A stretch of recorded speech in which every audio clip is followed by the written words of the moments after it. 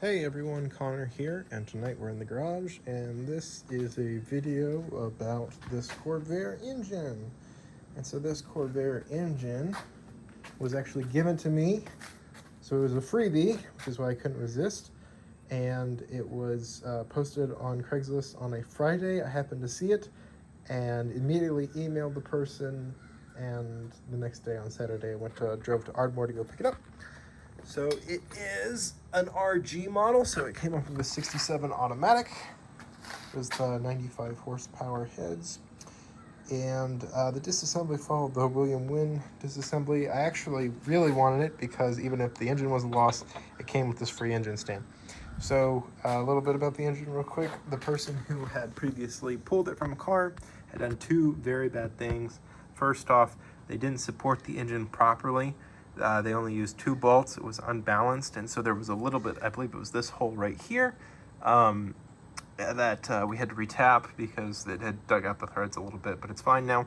The other issue is that whenever you put an engine on a stand, you want to make sure that you have a washer to distribute the load, and you want to make sure that you get it nice and tight, otherwise you have, this is what happens right here. Now, it shouldn't be too big of a deal because the big gasket goes right here for the fifth bearing, so if it fails core, then, you just get charged a core fee, and that's the way it is, but it is what it is. The other thing they did really badly, very, very poor, is they broke not one, but two bolts. So you can see I put in a few of these that are within easy access, except for these two right here, and you can't really see it. You can. You'll notice that this one is broken. We've pinned it, but it doesn't matter. We're going to use the fan case as a drill template using the mill to get that bolt out.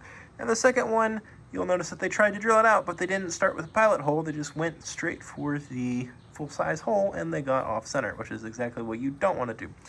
Talked to William Wynn about this. He said he's saying this all the time, and it's a case of somebody who's really lazy, and they just get an air drill, and they forget to check its direction before they apply torque, and that tightens instead of loosens, and when you apply 200 foot-pounds of torque to a tiny little bolt, it's just going to snap. So that's exactly what happened here. Don't do that. Use hand tools. And like I said earlier, I think the engine disassembly is straight William Wynn. I didn't have any footage of it because it's not very exciting. Cleaning is messy. It is what it is. Heads will be sent eventually when I'm ready to rebuild this engine in months from now.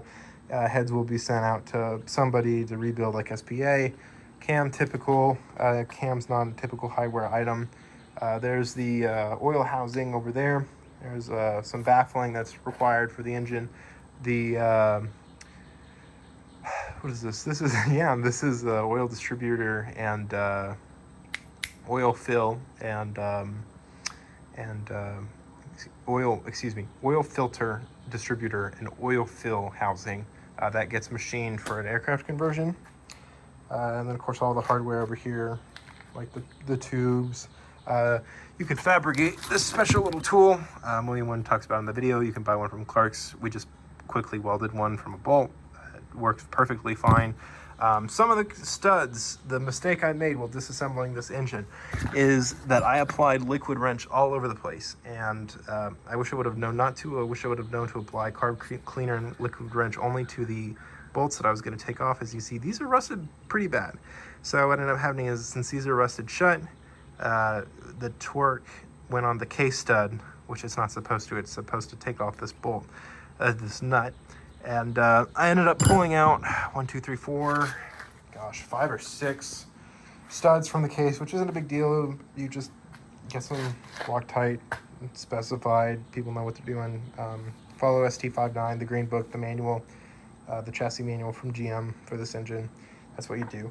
Everything else is bagged. This is going to go in a tub. Unless everything's sprayed down with LPS3 for short-term storage, it's going to go in a tub, so it'll sit out of the way. The other thing is the crankcase.